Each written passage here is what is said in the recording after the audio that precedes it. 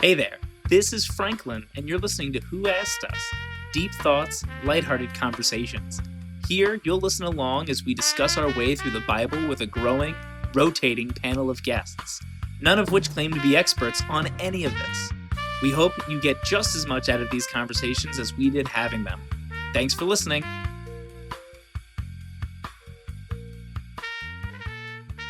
But did I get the job, though? That's just what it is. And the answer is yes, barring a failed drug test, which I don't see happening, but I don't want to be unlucky and jinx it, and then there's a switch up somewhere, and then someone's bad piss gets mixed up with my good piss, and then no job.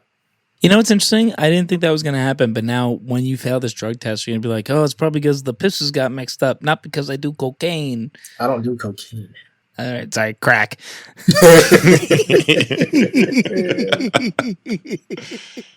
I do wonder what crack is like. I'm not going to do it. But Sweet crack.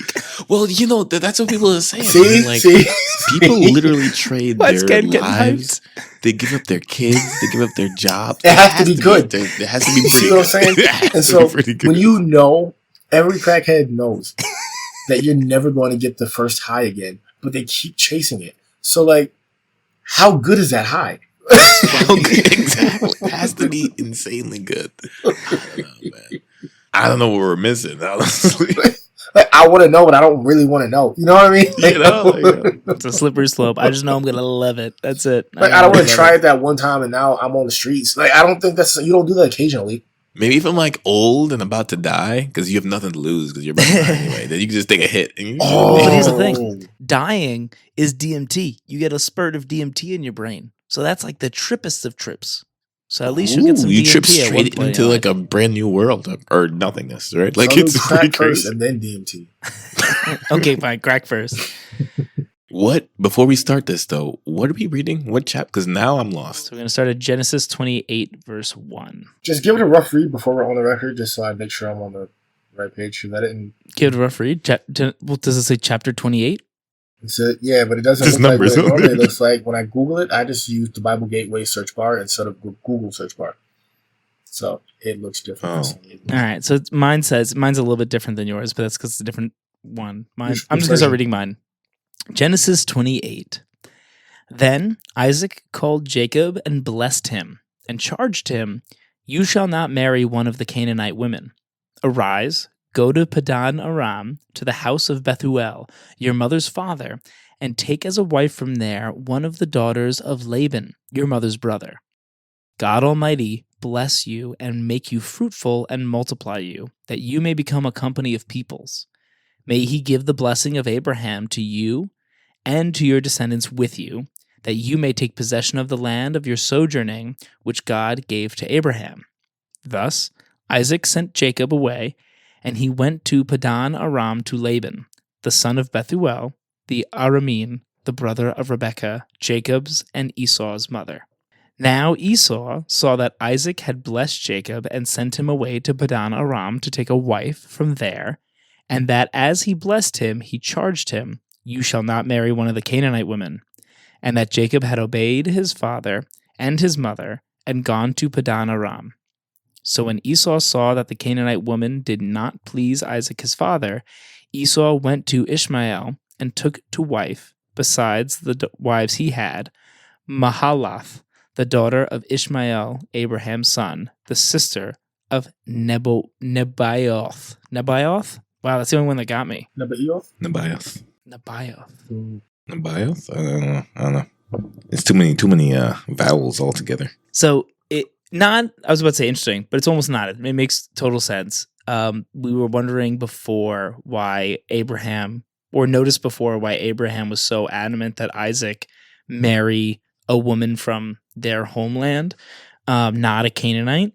And we see Isaac, the values of your parents tend to be your values very often, right? He does the exact same thing. He's like, you're not going to marry one of these Canaanite women. I don't recognize the name Padan Aram, though.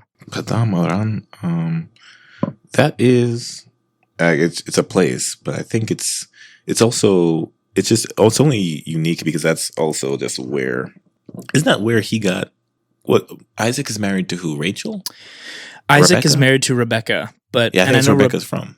That's just the place. Yeah, but I don't remember that word being used because I thought it was like or something. No, is where Abraham's from. But That's Padam where- Aram is in or nearby Does that make sense? Oh, okay. So it's like the Yeah, same. it's in that land. area. So like there's different. I mean, these places. I don't even know if they exist anymore. Maybe they do. I don't know if they changed the names, but it's just the name of a place. But it's around that same area where they're from. Which I don't remember where is in modern day. I think it's like Turkey. I think I today. know it's Mesopotamia. Yeah, I think now about that, that. it's modern day Turkey is where they're basically from, right?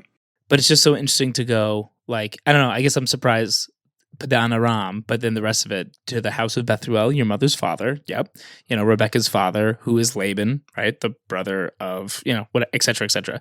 Like, so it definitely makes sense. It's the same area. It's the same family. Yeah, he's and basically peoples. saying don't marry any one of these people here in the Middle East, like in this what is now like whatever when you think about Middle East, that's literally where they are. Like, don't marry from anyone there. Go back to Turkey and marry someone because that's where we're from. That's our people, basically. Yeah, but how crazy that on the other side, right? So Esau, who doesn't have the blessing and the etc. Yeah, because he got the blessing and the birthright stolen. Yep. So okay, I'm sorry. How does go that ahead. tie into what we're reading right now? The blessing that was stolen. Okay, I guess it's worth a little recap. Yeah, go for it, Ken. All right, cool. So as we remember, Isaac and Rebecca, they had twin boys, Jacob and Esau. Esau is the older one, hairier, stronger, always hunting. Jacob, kind of a quiet, staying in the tents, not really doing much. Jacob basically coerces Esau into giving up his birthright, and then, in cahoots with his mother, tricks Isaac, who's going blind, into giving Jacob Esau's blessing, which was basically, you will rule over the household and whatever. So that Esau basically lost both his birthright, which is the financial wealth, and the blessing, which is the authority over the household, by tricking. That. So Jacob kind of stole both of those. So that's kind of the main backdrop. Also, Esau had already had like wives from the area that they're in, like Middle East, but family drama. Rebecca, which is the mom, she already doesn't like any of those daughters-in-laws. So, and she already only likes Jacob, right? So now she's like, I don't want Jacob to marry one of these women like how Esau married one of these women. So now Isaac is saying, okay, Jacob, go find the wife. When you find the wife, go all the way back to our homeland, like in Turkey, where Grandpa's from, basically, and find the wife there. Don't find the wife from this area. We don't like these women, right? Mm-hmm. And that's how that ties in. So now Esau, we come in verse 6, is like, he's seeing that Isaac blessed Jacob and sent him away to this place to take a wife. So now Esau, I feel like if I'm Esau right now, you lose your birthright. You get literally cheated out of your blessing. Yeah. And you still kind of want to get favor with your father or whatever. And you realize that, okay, well, for some reason, my dad really doesn't like this woman that I married. So I'm going to go. And he sent Jacob all the way away to get a wife from up there. I'm going to do the same thing. That's kind of what it kind of looks like. Okay. But it's crazy where he gets that wife from. So do you remember Eugene, Isaac's brother Ishmael? I think I do. So basically, Ishmael was I don't want to say illegitimate son, because I don't think that's correct, but Abraham had two sons, right? Mm-hmm. Isaac, the father of these twins, right? But before that, he had a son named Ishmael, right? So at the time, Abraham's wife was still barren, and even though God had promised them a son, it hadn't come yet. So, if I'm not mistaken, didn't he promise Isaac everything, and Ishmael basically got nothing? Not exactly. So, basically, Abraham's wife Sarah was like, "Hey, we need to get you a son. Have one with my servant girl," basically. Mm-hmm. And so he did, and then a lot of jealousy, a lot of issues there and such. Abraham gave him some type of inheritance and sent them on their way. Like, he didn't just abandon his son like that. But the promise of that is coming from God is is going through Abraham to Isaac. Ishmael does have a promise from God to have a strong lineage in his own right. Mm-hmm. But so now Esau saw the son Esau, the twin, saw his brother get blessed and go off and to get a non-Canaanite woman. So he said, I'm going to do the same thing. And the woman he chose, he went to Ishmael and took a wife from that side of the family, which I think is, I don't know, that I find that so interesting. I didn't expect Ishmael to come back anymore. That the concept of him, really. This is perfect context. Okay, thank you very much, people. Yeah, it's weird because now we basically have all three generations in one like paragraph. You're talking about Abraham, grandpa generation. You have Isaac and Ishmael, which is like the parent generation, and you have Jacob and Esau, which is the child generation. Yeah. Mm-hmm. And we'll continue with verse 10. I'll do it. Jacob left Beersheba and went towards Haran, and he came to a certain place and stayed there that night because the sun had set. Taking one of the stones of the place, he put it under his head and lay down in that place to sleep. And he dreamed, and look, there was a ladder set up on the earth, and the top of it reached all the way to heaven. And behold, the angels of God were ascending and descending on the ladder. And the Lord stood above it and said, I am the Lord, the God of Abraham your father, and the God of Isaac. The land on which you lie I will give to you and to your offspring, and your offspring shall be like the dust of the earth, and you shall spread abroad to the west and the east and the north and the south. And in you and your offspring shall all the families of the earth be blessed.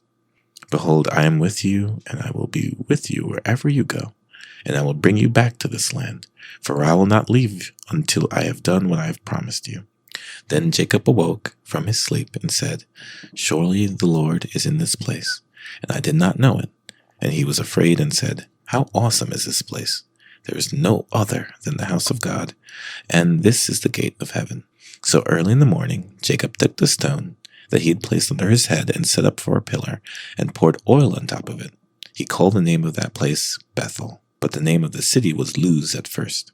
Then Jacob made a vow, saying, If God be with me, I will keep me in the way that I go, and will give me bread to eat and clothing to wear, so that I can come again back to this place in peace. Then the Lord shall be my God, and this stone which I have set for a pillar shall be God's house. And of all that you give me, I will give a full tenth back to you. So basically, this is the first time God comes back into the story. I mean, for the past chapters, I feel like God is not even active or mentioned, right? But this is the first time it feels like he comes back into the story and says something or does anything. And he's just saying to Jacob, kind of the same thing he said to Abraham, right? Like, you're going to be a people. I'm going to make my blessing through you. Your offspring shall be through you, and this land is going to be your land. That is interesting that you said he hasn't been here for a while, because the last episode that I was even on, it was everyone taking their own actions. It wasn't necessarily God coming in and making suggestions or order or letting them know he's there. So it is interesting that he is coming back in here. What is the significance? Well, that's what I'm trying to figure out in terms of like the philosophical significance here. Like, I feel like a lot of I'm a nerd for podcasts, and I feel like in the podcast realm, people always talk about like, well, that's a representation of Jacob's ladder, and I was always like, what the heck is that? So obviously now that we've read this, I'm like, oh, they're referencing this. In the text itself, I don't see the purpose of the ladder yet, right? Like, I see more of a purpose of God standing above it and saying, I'll read it again briefly. I am the Lord, the God of Abraham, your father, and the God of Isaac. The land on which you lie, I will give you and your descendants your descendants shall be like the dust of the earth. Everyone will bless themselves, etc. Behold, I am with you, and will keep wherever you go, and will bring you back to this land, for I will not leave you until I have done that of which I have spoken to you. It sounds like the same promise we've been hearing. Yeah. So I'm looking at that, and I'm like, in this interaction, what's the symbol of the ladder mean? Why is that part there? Yeah, in this dream, right? And I think it's just symbolic in the dream. Like, it's just a connection between the 2 points. Yeah, it is a dream, but I'm saying, like... But I also know there's significance in a dream, right? But is how real is this? Yeah, that's a great question, actually, right? Because, it's a great question, Eugene, right? Like, this is a dream, but... And so, it's not physical. It's he's sleeping. He goes to sleep. He has a dream. The Bible is especially clear that he's dreaming. But he sees this ladder, there's angels going up and down, which means it's a connection point. Something's important happening. And then he sees God on top of that, says something. How real is this dream? I think the dream layers there. He's going up, so he's ascending. The ladder causes ascension or descension. So he would either have to go up to see God, or God would have to come down to see him. So I see that there, but at the same time, you said the significance of the ladder. He dreamt of this ladder previously. When God is in the story, he is essentially actually there. I use the word actually. You know what I mean? Sure. So yeah. he's actually there versus imagining he's there. But a dream, you know what people say about dreams? Dreams have significance to them. I'm really curious, actually. So, yes, the dream has significance, but also the message from the dream, right? And the message of the dream is, hey, here's the promise that you've been getting. But also, verse 15 is like, this is like the new stuff, right? Behold, I am with you and will keep you wherever you go and will bring you back to this land, right? Because this is to the land of Canaan, right? So this is what will be Israel, right? For I will not leave you until I have done that of which I've spoken to you, right? So Jacob wakes up. Surely the Lord is in this place, and I did not know it, right? How awesome is this place? This is none other than the house of God, and this is the gate of heaven, right? Mm-hmm. So look back a little. Then continue. So he marks this place, and he names this place Bethel, which I have a little note on it that says the house of God. But it says, but the name of the city was Luz, right? At the first, right? So he renamed it Bethel, which reminds me of Bethlehem. So I'm curious if this is well. So I'm curious if the significance is hey, I am with you, and I will not leave you, and I will actually, if anything, come here more. Mm-hmm. And here's this connection point that not that it can't be anywhere. God could put it wherever he wants, but he chooses to put it here because can you use the word connection? And I'm curious if this is God kind of a foreshadowing. This is where God's going to come into the world. This is, yes, the connection. And it almost makes me even think about the Tower of Babel too, right? Where they were trying to get to God essentially by building up towards him. And God's like, nope, you can't do that. I will create the connection point and I come to you. You cannot come to me. You can't even do it, but I can come to you. And this is where that's going to happen. Interesting. Yeah, I think that's a cool point, right? God's it's just because you said connection. Yeah. Oh, okay. That's a really good point with the connection. I also think Go ahead. Oh, no. Oh, yeah. I also think what's cool is, well, not cool. What's interesting is what God says in 15, which is, why is he saying this, right? He says, I am with you and I will keep you wherever you go. Mm-hmm. Mm-hmm. And then he says, and I will bring you back to this land. Back from where? And I will not leave you until I have done what I have promised. This is an encouragement, but encouragement for what? Yeah. So I think I vaguely know what happens next, and I don't should I possibly spoil it, I guess, Ken, or am I ruining? No spoilers. Am I ruining everything? Just from this point of view where you're at right now. Yeah. I think it's something to key off of a little bit. But Jacob it doesn't seem like Jacob gets to that. His mind is, wow, this is awesome. I just had a great dream. And he's just he's happy about that, which is great.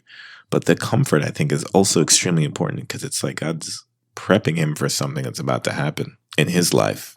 And he's not fully keying off of that. I feel I'm wondering if that's interesting, if that's something that's happened to me before where it's there's some sort of level of comfort, hey, I'll be with you no matter what happens, right?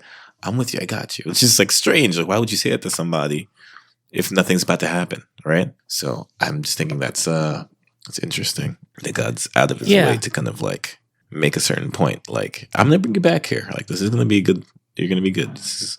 But back here, what do you mean? Why are you saying you're going to be with me wherever I go? All this stuff. Where are you going to take me? Where am I about to go? Or is he not taking him anywhere? He says, wherever you go. He doesn't say, I'm with you wherever I take you or wherever we go. So it seems like he's implying you're going to be on the move, or you already are, or I know you have plans to be, and I will be with you every step of the way. But I'll always make sure you end up back here, which will be your roots or your grounds. Or I guess because mine says I am with you and will keep you, right? And to keep you is more of a protective stance. than just I was going to ask what following we a think long that means. stance, Yeah. right? Yeah, but he's saying I will keep you wherever you go. So keeping someone, yeah, that's weird because I understand what you're saying about keep you, but he's saying wherever you go. Mm-hmm. So I think you're both right. Like, I will keep you safe no matter where you choose to go. And then Eugene, exactly what you said. And but know that I always have you tethered back here. You will return here no matter what. Like, have faith in that I, And I think it's also, Ken, I don't know if you said encouragement before or if I'm making that up. I did. But it's also encouragement of like, hey, you can go out.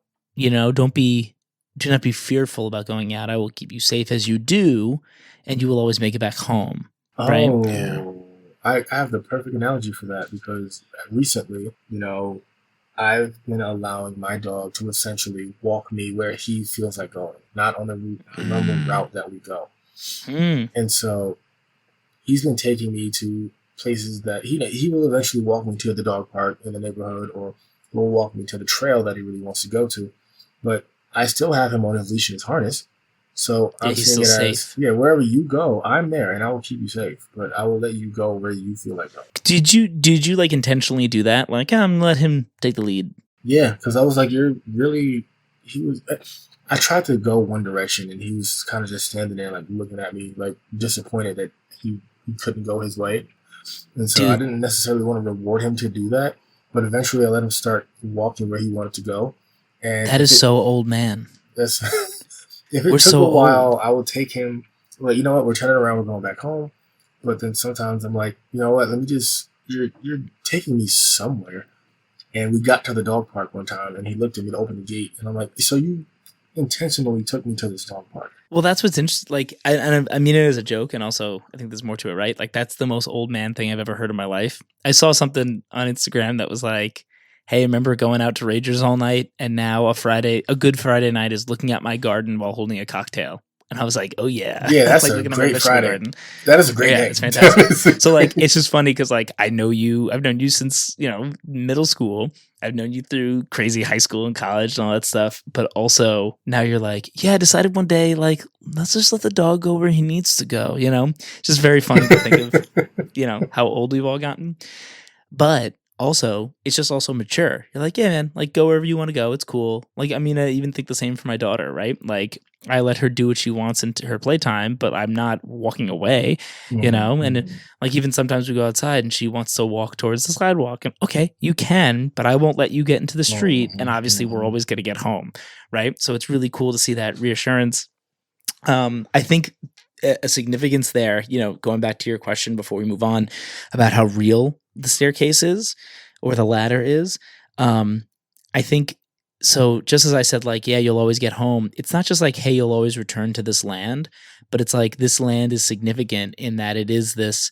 He's allowing the connection between heaven and earth to kind of be there, and so like that, I think is important, right? Like, you're going to be coming back here to this place that I've deemed important. I don't think it's important in that Jacob or anyone specifically needs to be like in this place to like reach God or be connected to God. I think it's more like God is marking this place as important of where he's going to enact his plan, if that makes sense. Because otherwise, wouldn't we all want to go here and like even now and be at this place where the gate of heaven is? It's like, well, not specifically. I think we can connect to God no matter where we are. But I think it's more like, hey, this is what I'm marking as this important place. Actually, you know what I mean? Like, that's why I need to bring you back here, because this is where I've chosen to. If that is true, if this will eventually be Bethlehem, right? If that's why it's called Bethel right now, then hey, this is important. I will literally lead you back here because this is where I need you. This is where we're going to go forward. And maybe you can both teach me something. Why is it considered a pillar? To me, a pillar is, I'm thinking of a column. I'm not thinking of an actual building. I'm not thinking of a put together building. I'm thinking of one singular column that he says, hey, this is where I'm going to go, and this is the house of God now. Like, why does Jacob erect a pillar? Why is it considered a pillar? Can it also be considered a, I don't want to just use the word building, but it's the only word coming to mind right now. But to me, a pillar is one singular thing holding a structure together, not the structure itself. I don't think it needs to hold a structure together. I think it's just like, hey, here's like a straight like marker? Like, I don't know, like is the Washington Monument a pillar? That's what I'm thinking. I mean, now that you say that. I think the thing is like there's a difference between a pillar and a column, where a column holds things up and a pillar doesn't. It's just freestanding. I could be wrong though. Because what I thought of here is, do you remember when we went camping and Ken kicked over all of those stacks of rocks that people were like on the trail putting on the like? There must have been a lot of people who were like stacking those like just pillars of rocks. And every time Ken saw one, he was like, he just kicked the entire thing down. If I'm not mistaken, those are called kerns. Kerns? Yeah, but it's spelled CAIRN. All right, you made that up for sure. You make that up. No, totally made up. Look it up. No, I will not, because I'm gonna look it up and you're gonna go, gotcha. No, I'm not gonna waste your time like that. I mean, I would, but right now I'm not. Well, long story short is I'm that's kind of what I imagined, maybe just on a larger scale. Because at the end of the day, Jacob, I guess he doesn't have to specifically be by himself. In my head, he was by himself, but I guess there's no reason that he wouldn't be traveling with some servants and camels and such. But like, it's not like he's building a giant building kind of a thing. It's more like, hey, here's the stack of rocks so that I know this is I'm marking the place so that I can recognize it again if I were to come back here. Okay, that's all I needed to know, because I'm just thinking he just put up, like you said about the Washington Monument, I would essentially consider that a pillar. So yeah, I'm thinking, oh, he just put a stick up. You can go inside of this? Like, what do you mean? I'm thinking of a church. I'm like, a church isn't a pillar. So no, I think he just put like a rock up. What do you guys think about his relationship to God at this point? Because Jacob, for everything I've seen about Jacob, he's crafty, he's deceptive, he's basically a thief. And he doesn't really have a relationship with God the way that Isaac does or his grandfather Abraham does. And I think you could see that in verse 20, where Jacob finally sees this dream. So he's like, whoa, this is wild, this is crazy. And then he makes this vow saying, well, if God does this, and this, then he'll be my God, right? Which is like, he's not coming from the place of God is already his God. He's saying, if God is with me and will keep me in the way that I go and will give me bread and give me clothing and then make sure I come back here in peace, then he'll be my God. So I think doesn't that go back to the empty promises that we were speaking of before, where it's like God kept saying, I'll do these things, I'll provide you with this, I'll give you the son, and he hasn't done these things. So he's like, you're saying this, if you actually come through, then you are my Lord. Yeah, which I think is very different from like promises. Yeah, it's different from Abraham, where it's like Abraham believed him before he got those things. Whereas Jacob's like, well, if you do those things, then you'll be my God. There's a difference in the relationship there. Well, I feel like, I don't know, you can't really know if God's going to make your descendants great until after you die. So that's an interesting precursor to that. I guess when I read it, I thought like, well, if God's going to be with me in this way, then he shall be my God. You know what I mean? Like, I know I'm inflecting it differently on purpose. There's a difference between, well, if you do this, then you'll be my God. But why is that not the case beforehand? He's already growing up with this. But again, look about his actions and how but I'm saying staking if you inflect it differently, like honestly disrespecting his father by deceiving him and doing all these other things. I feel like Jacob is honestly, I don't think Jacob is supposed to be a stand-up amazing figure, you know? No. Yeah. Well, that's what I was gonna say. I look at it as like, you know, I still look at it as Jacob is going, well, if this God is going to do all these things for me, if he's promising me this, then he must be my God. Like I'm going to give it that more positive. But you're saying that he must be, well, but he said that he shall be. Hold on. I'm saying because I'm looking at it as this is possibly a realization or a turning point for Jacob.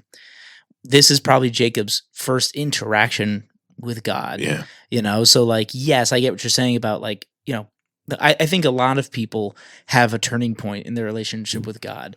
Mm-hmm. I'd say probably all, you know what I mean? There's a difference between, I've been told this growing up versus like, oh, I get it and actually believe it now, you know, of my own accord. So it sounds like Jacob did a lot of bad things and now God is going, hey, I'm here and I'm doing all these things. And you go, well, if God's going to promise me all these things, if he loves me so much, then I'm going to treat him as my God, you know? So that's kind of how I got it. I almost, in this chapter, I feel like Jacob is getting a more positive light for the first time. I don't know what he does after this. I don't know if he's still, I kind of classify as a understand bad where guy. he's coming from, though, where he's essentially saying, "Look, you believed in God before he gave you anything. He's just giving me he's just giving me open-ended promises right now. I don't know who this is. I don't know if he can deliver. So why would I believe that he's my Lord? Like, that's a powerful thing to say to someone, and you haven't delivered on anything or proven that you are. But I could also see it from God's standpoint, where he's like, if you don't believe who I am, why should I even give you these things? And then, I mean, God even came up and said, I am the God of Abraham and Isaac, like your grandfather and your father. So this is who I am. And how, you know, I think it's just interesting to see how different Jacob is from Abraham, for example. Like, yes. Oh, for sure. Really well, let me ask you guys a question. We're dealing with a different type of person here. Yeah. And because of that, let me ask you guys a question. When did you, or did your relationship with God start, like a real relationship with God, I should say, right? So not like I'm a kid going to church with my parents and just kind of like being a kid, right? When did your relationship with God start because you realized how much God gives you, or how much God like is there for you and provides for you and etc.? Because that's kind of when, like, even in turmoil, I realized, oh my gosh, God is with me and doesn't abandon me and loves me.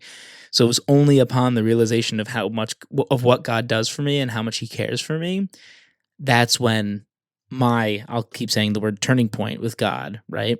That's when that kind of started. So that's what I'm seeing here with Jacob. I'm curious if that's similar with you guys, if you guys had similar experiences. I guess I'm more unique. I was young, very, very young. You're so unique. And unique. And special. Handsome. Better than no, special. I'm nothing. But I was very young, and I just, you know, it's like you kind of just believed it. I don't know, that's just me. Like, I was just like, you're telling me that this thing exists, and there's people who believe and people who don't. Oh, I'll believe. I believe it, and that's it. And from there, when did it start to resonate with me? I guess the belief came first, and then things started happening in accordance to what I already believed, right? And that kind of just reinforced it. And then when I got older, like teenager, that I'm starting to like challenge my own beliefs. And then, but I had so much resources. When I challenged my beliefs, like I would like literally go and read other people who say exact opposite things, like God's not real, whatever. And I started to challenge that. And then the answers reinforced what I believed. It actually didn't. Some people do that and they get like, you know, they get doubtful and they do, you know, I didn't get doubtful. Actually, I got stronger in it. So I never. So for me, the belief happened first, and everything else just in my entire life kind of reinforced everything that I started to believe in the beginning. I genuinely don't.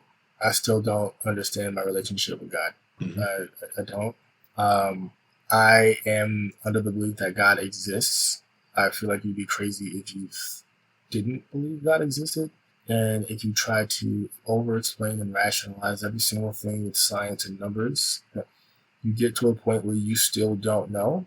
And if you think you can just keep figuring that out with more science and more numbers and more history and more data, then you are just not essentially in denial, but you can't quantify everything. Everything. I think it's when I realized, I want to say this is probably around high school, when I actually started thinking for myself, around the end of high school. And it sounds late out loud. You're a late bloomer there, but it's okay. Then you finally started dressing yourself I'm just too. kidding. That's really late. No, because I was coddled. I'll admit it. I was coddled. All of my work was done for me. I got into school because my sisters got me into college. They did the work to get me there. I didn't do much for myself and think on my own. And I'm okay with that. I'm here now. I'm healthy. I'm good. But it was at a point where I started realizing everything is too perfect. No matter how imperfect, no matter what the blemishes are, things are too perfect. An ant has a fully functioning internal system that has fully functioning internal systems within that. you can't quantify that with numbers. And so I'm like, something created this. There are 4 perfect seasons, rather than, I know we're ruining the earth right now, but there are 4 perfect seasons, essentially, that flow right into one another. And you're like, something had to have created that. There's this. So I also know when I do speak to God, it starts with me letting him know that I have a distinct goal in mind or starting to ask for something. And then I reel it back and say to him, actually, you know what? I'll go out there and do the work for it. I don't speak with you enough to ask you for something right now. And I feel like that's where I am with it.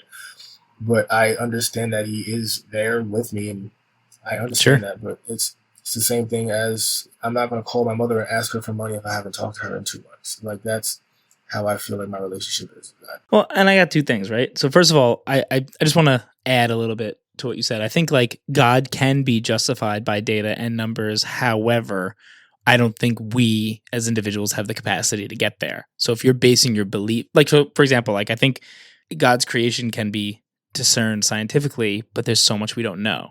And so to say as individuals, like, we're going to figure everything out and the absence of understanding is the disproving of God doesn't make any sense. It just means that we don't know yet, no more stuff. So I look at it as like, I think God is provable for all the stuff that you just said. And so because of that, I'm willing to accept the things I can't explain. You know what I mean? Yeah, that's where I'm at with it too. There are so many things that we can't understand, and so many things, and I'm okay with not understanding that. Like that's the thing. There's so much you can't understand everything. So to turn around, like I turn around and go, okay, I don't understand X, Y, Z, but because God has kind of proven A, B, C, I'm willing to concede X, Y, Z. And that's why I think faith is almost more of a trust than he's given me a reason to trust him in the moments where I cannot explain him, right? Because I can't explain him.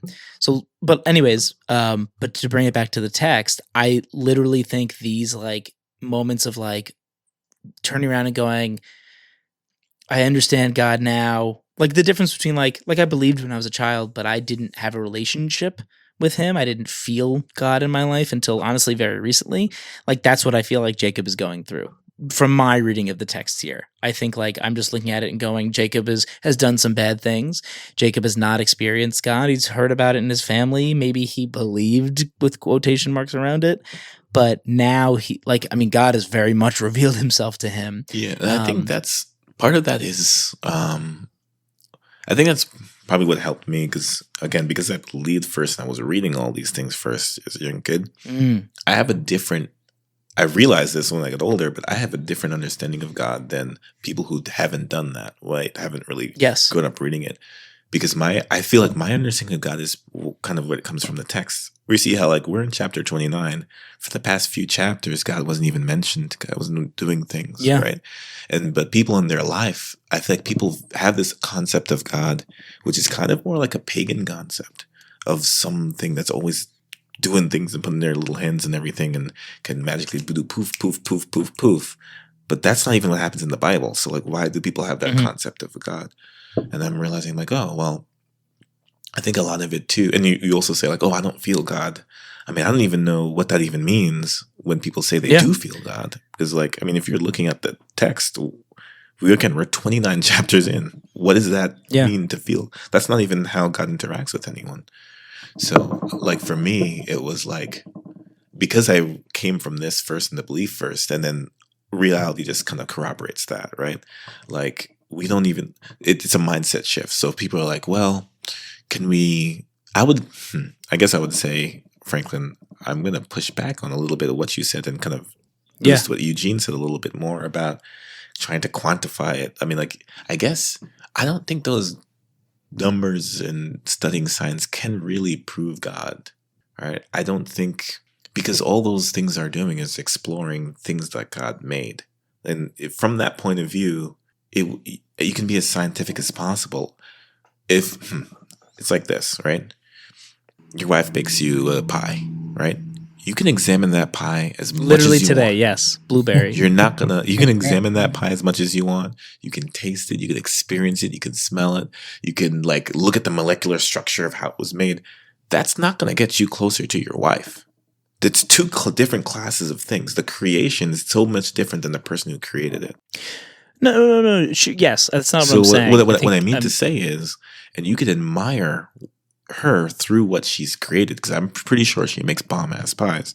But what I'm saying is great. The study and like, if you're only looking at the pie and you're trying to reason yourself to your wife, like, that doesn't make it just does classic.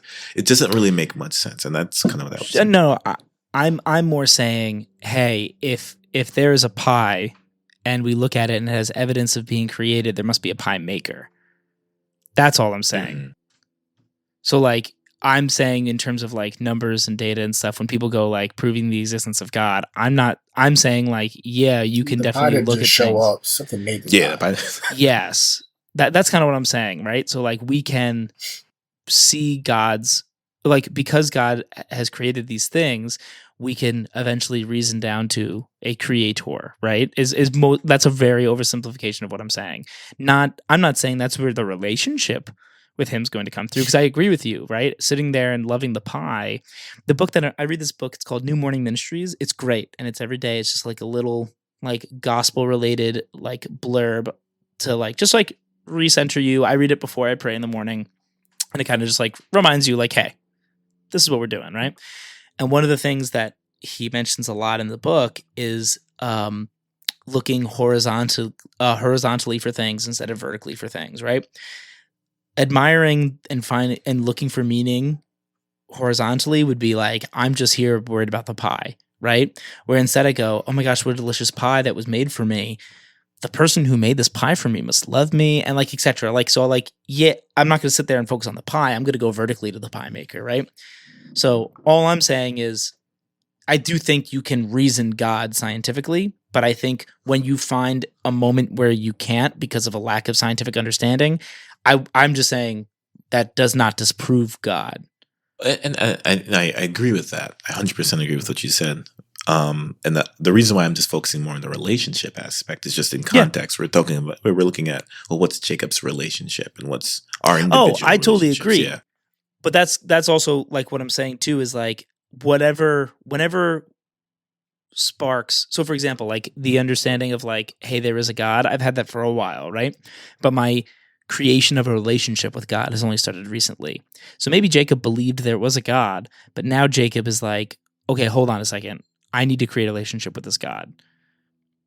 This is the first time he went, oh wait, I kind of understand how much this God is doing for me.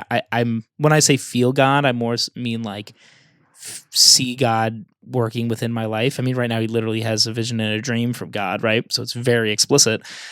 That's kind of more what I'm talking about. Like, I agree when people say like, I feel God in my life. I don't really know what that means either.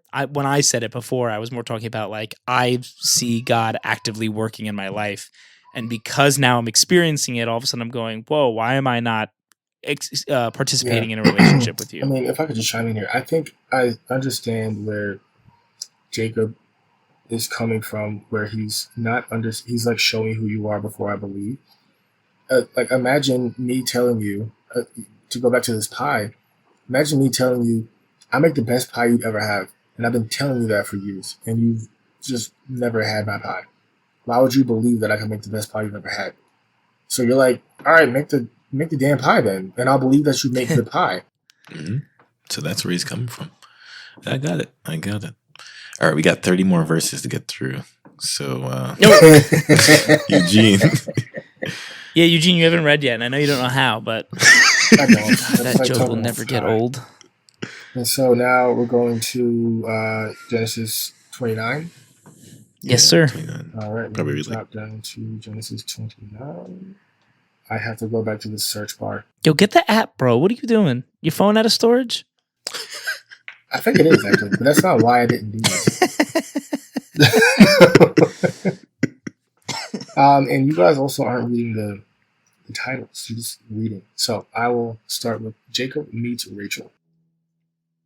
So I don't know if the titles are original to the. No, they're not. They might not be. They might just be context. Yeah. Okay, because I don't have a title. Okay, so we're at 29. Then Jacob went on his journey, and came to the land of the people of the east. As he looked, he saw a well in the field, and lo, 3 flocks of sheep lying beside it. For out of that well the flocks were watered. The stone on the well's mouth was large, and when all the flocks were gathered there, the shepherds would roll the stone from the mouth of the well and water the sheep, and put the stone back in its place upon the mouth of the well. Jacob said to them, "My brothers, where do you come from?" They said, "We are from Haran." He said to them, "Do you know the Laban, the son of Nahor?" They said, "We know him." He said to them, "Is it well with him?" They said, "Is it well? It is well. And see, Rachel his daughter is coming with the sheep." He said, "Behold, it is still high day. It is not time for the animals to be gathered together. Water the sheep and go pasture them." But they said, "We cannot until all the flocks are gathered together, and the stone is rolled from the mouth of the well, and we water the sheep." While he was still speaking with them, Rachel came with the father's sheep, for she kept them. Now when Jacob saw Rachel, the daughter of Laban his mother's brother. Excuse me, what? Okay. That's just worded weird. Okay, so I'll start back at 10. Now when Jacob saw Rachel, the daughter of Laban his mother's brother, and the sheep of Laban his mother's brother, Jacob went up and rolled the stone from the well's mouth and watered the flock of Laban and his mother's brother. Then Jacob kissed Rachel and wept aloud. And Jacob told Rachel that he was her father's kinsman, and that he was Rebekah's son.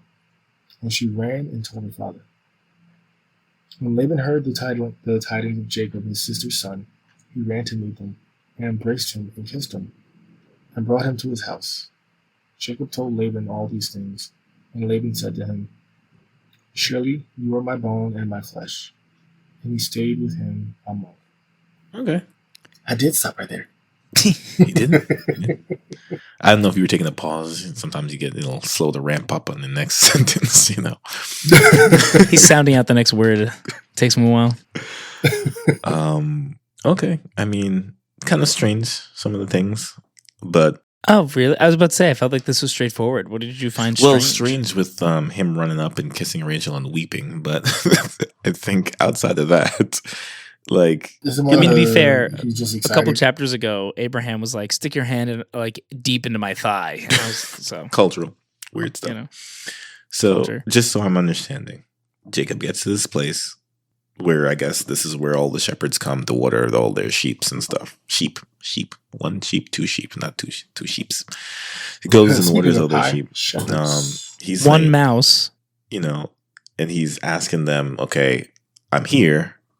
I'm trying to find Laban." They're like, "Oh yeah, we know him. Yeah, he's over there. Cool, that's good. Oh look, his daughter's coming right there. Got it." And he runs and tries to make a show of himself. "I can water all your sheep for you, right?" And that's good. And then he kind of goes to Rachel, kisses her, whatever, cries, and says like, "I am her father's kinsman. Okay, I'm related to you." And then Rebecca's like, "Oh, okay, so let me go and tell Laban." Makes sense. Well, what's interesting though, as I look through this. It takes a lot of time to talk about, yes, like you said, like, okay, here's the well, the sheep come to this well, and then he goes, "Oh, let me help you water your sheep." And they go, "No, not yet. The whole sheep flock has to be together first." And then, and then this person, Rachel comes to water to bring the sheep to be watered. And there's so much description here. And we've talked in the past about how, like, if it's included, it must be specific. It's not that, and Jacob went and waited for all the sheep to be there and then watered them. Like, it really takes its time to explain that. So I don't know. I'm not asking because I have an answer. Why is all that included? I think this one is just more narrative purpose, right? Because how else are you going to set this? It's starting to set the scene of him meeting Rachel, right? Mm-hmm. And it's not just that, oh, he came into the well and Rachel was there. It was a scene, something that happened, and it was like... Yeah, it sounds like a normal person telling a story. Yeah, that's what I would say. He's like, yeah, he went to the place, and, there's a whole bunch of sheep everywhere, but, they watered the sheep at a certain time in a certain way. So then I asked, is this Laban's house? It's just telling us. I feel like it's telling a story. No, I know, but I guess I feel like very often we read and we go, wow, they just got right to the point here. And this, so like for them all of a sudden to really like juice up the narrative with a little bit more details and back and forth in terms of what everyone's saying, I just find it interesting enough that I noticed it's a difference from previous. It does readings. feel like that, but it feels like it's not because there's no action necessarily being told here. Like if my girlfriend told me that she hasn't seen a friend in a long time, and now they all of a sudden have plans for this weekend, I'll say, "How did you run into each other?" And then I feel like she would give me the details. Oh, I was at work, and I was actually talking to somebody next door about how to mix some color to do somebody's hair, and then the phone rang, and I missed a call, and I didn't realize I missed a call, so I called her back, and it'll just kind of flow into how they actually naturally got to talk to each other. And she's like, "Oh, but she wasn't free next weekend, but she's free this weekend." So I think it'll get very descriptive as she just starts to talk, and it'll just flow out. No, Yes, I guess I'm just surprised they're all of a sudden doing that when they normally don't. You know, if this was like a different book of the Bible and all of a sudden the writing style changed, I'd be like, okay.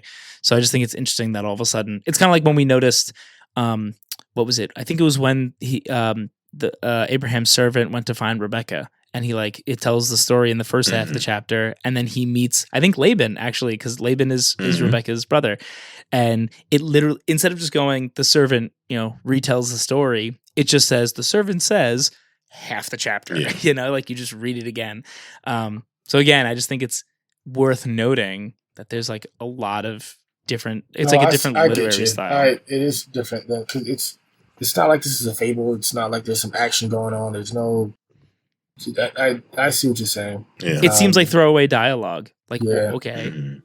Also, I want to make sure it's not actually anything crazy that Jacob runs and kisses Rachel, because Laban goes and kisses Jacob. It's more of like a familial. Oh, I know you. You're me. Yeah. Back, especially because this that is part of the the world. action. Like that's the significant part is him running. Him meeting Rachel, so they have to set the scene. They set the scene, yeah. And then also Laban, surely you are bone of my flesh, basically like, hell, we are related. I get to see because he's seeing his nephew for the first time, right?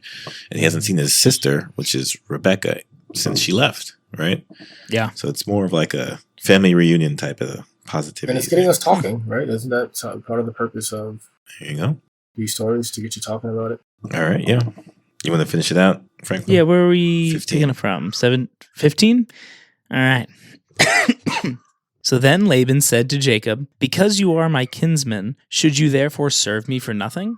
Tell me, what shall your wages be?" Now Laban, who had 2 daughters, the name of the older was Leah, and the name of the younger was Rachel. Leah's eyes were weak, but Rachel was beautiful and lovely. Jacob loved Rachel, and he said, "I will serve you 7 years for your younger daughter Rachel." Laban said, "It is better that I give her to you than that I should give her to any other man. Stay with me." So Jacob served 7 years for Rachel, and they seemed to him but a few days because of the love he had for her. Should I continue? I guess we'll save that for the next large chunk. Yeah. So what do you want to talk about for this? I want to retcon something I'd said previously. I remember my brother talking about the love between what I thought was Isaac and Rebecca and how they truly loved each other. And I talked about that when Rebecca came and they saw each other from afar and etc.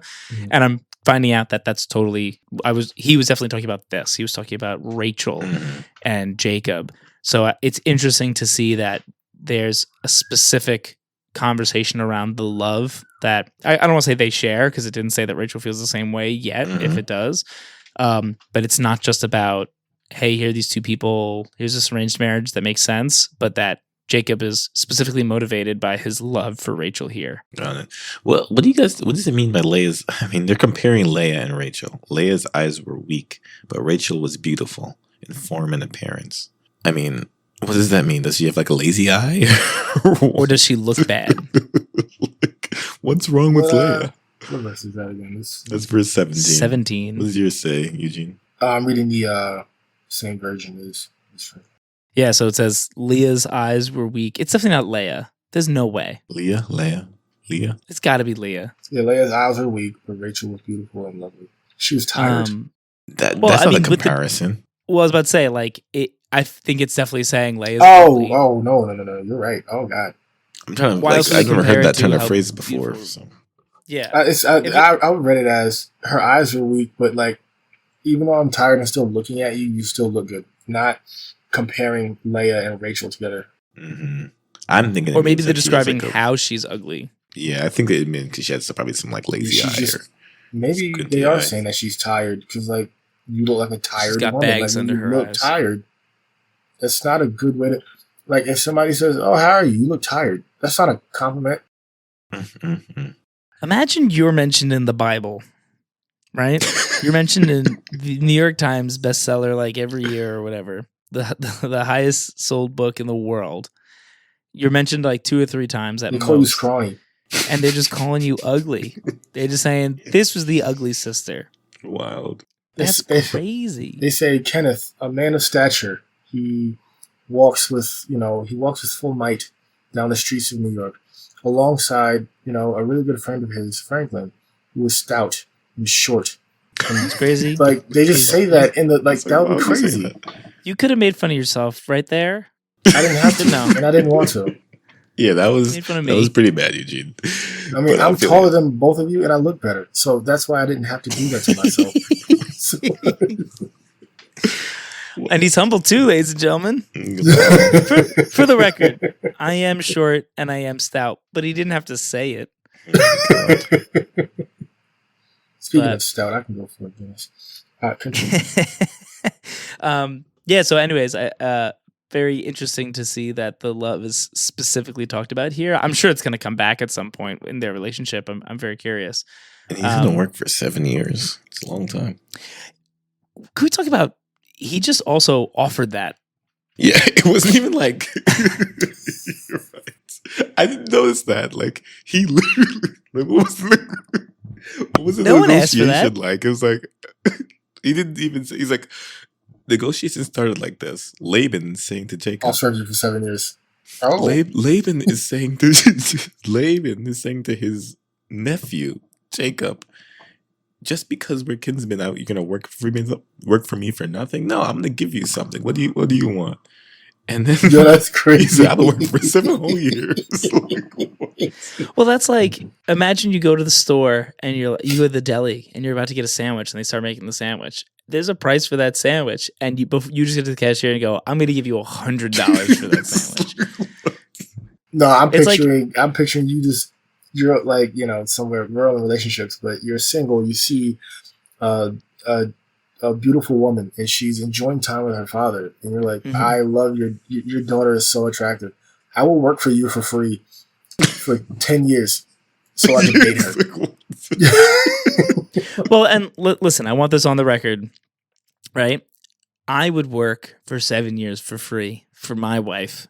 Same. Who is a weekly listener, because I love her that much. I'm glad that's not what my father-in-law asked me for. But he didn't ask and you. I wasn't gonna offer it. I called him and said, "Can I marry your daughter?" And he said yes. If he said you have to work for me for 7 years, I would have said, of course, that's how much I love your daughter. But he didn't offer, so I wasn't gonna say, hey, can I marry your daughter? I'll work for you for 7 years. Okay. I will happily work 7 years for the love of my life, who is now my girlfriend. But I wouldn't start the negotiation out like that. Now, just to be clear, in those days, you'd have to provide a dowry you can just go and say, like, I want to marry your daughter. It's like, okay, what do you got? You're a nobody of nothing. So he did want to like give something, but he didn't have anything to give. So it's like, I will work for you for 7 years. But that's interesting. I mean, I guess he didn't have it with him, but he didn't have anything. Like every other time someone traveled from this household, they always traveled with all their camels and all their this and all that. Think about it. Jacob wasn't traveling because he was being set off with an inheritance. Isaac's not dead yet, right? And no, yeah. So but even Abraham's servant was sent with a lot of stuff to go find a wife. With all this money and stuff to go and do something. I don't think. Yeah, Jacob was literally set off to go find a wife. Why wouldn't you bring stuff for a dowry? I don't know. I mean, but how long is 7 years? These people lived to 146 and 212. Like, yeah. What is? It 7 seemed years? As but a few days. So he was like 7 years for the love of my life. Okay. If I'm going to be alive until I'm 212 years old, 7 years of my time is nothing. And also, he doesn't have to be around Esau for a whole 7 years. That sounds like that's the prize. That's the prize. I think that's the prize. But what's going to happen while he's gone for 7 years? There's got to be something. They're not just sitting there waiting for him to return. There's something. What if Isaac dies in those 7 years? Mm-hmm. I do not know what happens next. So if I'm right, doesn't Esau do some stuff that we're not going to allude to? Mm-hmm. I don't know. Well, let's finish out till 30. So I guess it's up to me now. 21. Then Jacob said to Laban. Oh, this is like after the 7 years. Then Jacob said to Laban, "Give me my wife, that I may go into her, for my time is completed." So Laban gathered together all the people of the place and made a huge feast. But in the evening, he took his daughter Leah. What are we going with? Obviously Leah. He took his daughter Leah and brought her to Jacob, and he went into her. Laban gave his female servant Zilpah to his daughter Leah to be her servant. And in the morning, but look, it was Leah. And Jacob said to Laban, "What did you do to me? Didn't I serve with you for Rachel? Why then have you deceived me?" Laban said, "It is not so done in our country to give the younger before the firstborn. Complete the week of this one, and we will give you the other one also in return for serving me another 7 years." That's crazy. Jacob, hold on. Let me finish it. Finish it Jacob did so and completed her week. Then Laban gave him his daughter Rachel to be his wife. Laban gave his female servant Bilhah to his daughter Rachel to be her servant. So Jacob went into Rachel also, and he loved Rachel more than Leah, and served Laban for a whole other 7 years. That's crazy. That's crazy. So he tricks Jacob by giving her the ugly girl at night. And said, "You have to. This is part of your trial. You also Jacob wakes up and is like, for a week."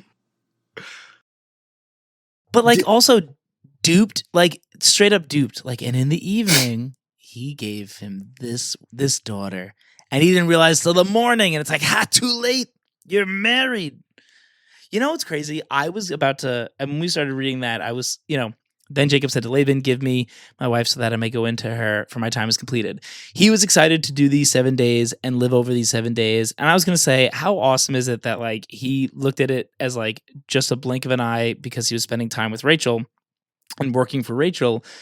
Like, just comparing to modern day, waiting to be with his wife, right? He enjoyed time being with her. It wasn't about the sex, right? I think that's important and worth noting. And I think that's actually a beautiful thing. And just for it to finish with, and then they slept together, and surprise, it wasn't even her. So were they drunk? He said he provided a feast and then brought him up to her, and then he went into her. I'm going to get you all drunk. I'm going to give you the ugly daughter. You're going to wake up next to her, and it's not just who you thought it was. Dirty joke. Well, and that's the thing. Like, it because they slept together, it's like, hey, you guys are married now. Like, that's what it was back then. Like this is your wife. Yeah, and like obviously he's allowed to have another wife, So I guess like, hey man, at least you can still be married to Rachel if that's really what you're going for. But the fact that and here's another 7 years of work for it. What's wild? So Laban, in where the country where there was it called Padamaran, whatever, something like that. Yeah. He's like, in that culture, you don't give away your younger daughter. You give away the older ones. You have to do it in order, right? So he probably was having a tough time giving away Leah because she was ugly or whatever, right? So he really devised his plan to get rid of the ugly one, so then he can also get Rachel out. So Laban definitely pre-planned all of this. And then afterwards demands another 7 years. I would say more so he knew that it was rough handing Leah off to someone. Not necessarily that he thinks Leah's ugly, but he knows the market is not demanding. That's one way to say it. I like that. And so, like, I don't. The market doesn't really do. I'm gonna say it to the ugly person next time. Like, instead of saying, "Hey, you're ugly," you're not in demand. Ugly people, I would be like, you know what? I don't think you're in the market. I think the market isn't isn't favoring your kind right now. And look, the first biblical statement of so after the capitalism. 7 years of work, he's like, you know what? You did work to get into this family. What I will do is now, I will make this feast, which I'm assuming had wine, which sounds like from this text that, because how do you not know until the morning, right? So it sounds like they were drunk, and he says he went into her, which I'm not sure if that's saying Jacob went into Leah, or it's saying that Laban went into the room and just gave Leah to. No, it is in other chapters, like going into them is right? literally like. Yeah, so it sounds like he was drunk. He had sex with her, and he set him up to do that because he was like, you did all of this work, I'll give you her. But you know what? He woke up, and he's like, look, do this for a week, give me 7 days, and then you can have Rachel. Oh, you want Rachel? Another 7 years. So now it's 14 years in a week that he has to go.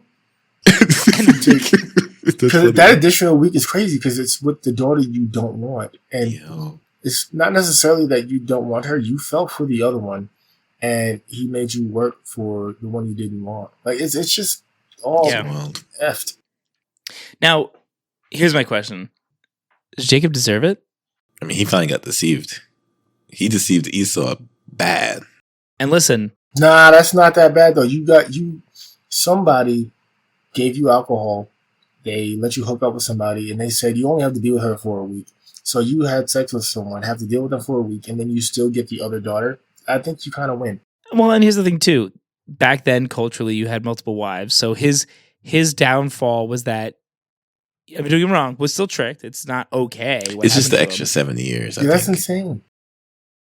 Yeah. It's extra 7 years I mean, of his but life. my point is, like, I think it's definitely not as bad as what happened to Esau. Yeah. Right? Mm-hmm.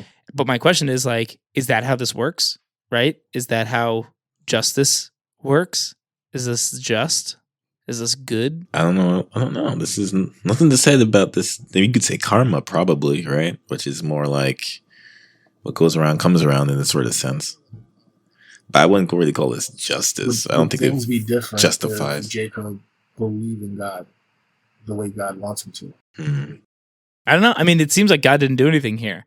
Yeah. Besides, obviously, allow things, right? Like, but God just watches. This is some other guy with free will that totally duped somebody else with free will. Like that's totally the squabbles of man. Just a quick little, a quick little spoiler because I can't contain it. But one sentence, verse 31, is the time when God finally comes back in again. Because the only last time you heard about him was when he did the dream. Now God comes in 31 and he says, when the Lord saw that Leah was hated, he opened her room, but Rachel was barren. Oh, what is that? Why? Oh. So I think God only stepped in looking at Leah like, why is Leah hated? Right? And that's what he cared about. He's not dealing with Laban or Jacob. Or even Rachel. He cares about Leah, who is really the only victim in this entire section because she's ugly. She's being tossed about. Now she's married to a person who doesn't even like her and is married to also here's her sister. So God's like, you know what? Let me take care of Leah. But you know what? That feels, and this might be a reach, but that kind of feels very much like the meek shall inherit the earth. Where it's like, hey, there's no reason that she's receiving all this issue, so I'm going to bless her. You know what I mean? Like, she's suffering, and I'm going to bless her. I'm feeling that, but I'm also, in the microsecond that I thought he was doing right to Leah. She's also giving birth to a child that's not wanted because she's not wanted. So is that doing right by her? I don't know. We'll have to see. I feel like that. Well, go ahead. Huge spoiler. Yeah, I was about Huge spoiler. Hold on. I just want you to know. You told me not to spoil things before. You can. I'm fine with it. Just a little while. Just be considerate. He just wants to. He's like, I want to be the spoiler guy. Well, this is a spoiler for not really for. Well, it is a huge spoiler. The child that Leah is Jesus. No. Leads to Jesus. Yes, Jesus's line goes through Leah, not through Rachel. Oh. Yes, I'm pretty sure. Yeah. Goes to well, I mean, Leah, that makes sense because it'll be not only the firstborn son, I assume, because Rachel is barren, right? But also she was the first wife. Like, that kind of feels like the main wife would be the first one. I don't know. So I guess that makes sense. And I wonder. Like, yeah, go ahead. Yeah, because one of Leah's children is Judah, and Judah's leans down to Jesus. So the promise goes through Leah, not through Rachel. So we know. Interesting. Wow. This is one of those moments. I think we're just going to end with like, there's so many loose ends that I don't. It's just a wild story, by the way. Well, like, yes, but also like we sometimes I feel like try to end and go, okay, cool. Here's our takeaways and this and that, and I'm more just like, wow. It's like a great drama where I'm like, wow, I can't wait to next week on Who Asked Us. You know, like really just want to know where this goes. It's pretty crazy. Mm-hmm. Yeah, cliffhanger hanging from a cliff. And that's why he's called Cliffhanger. There it is. There it is.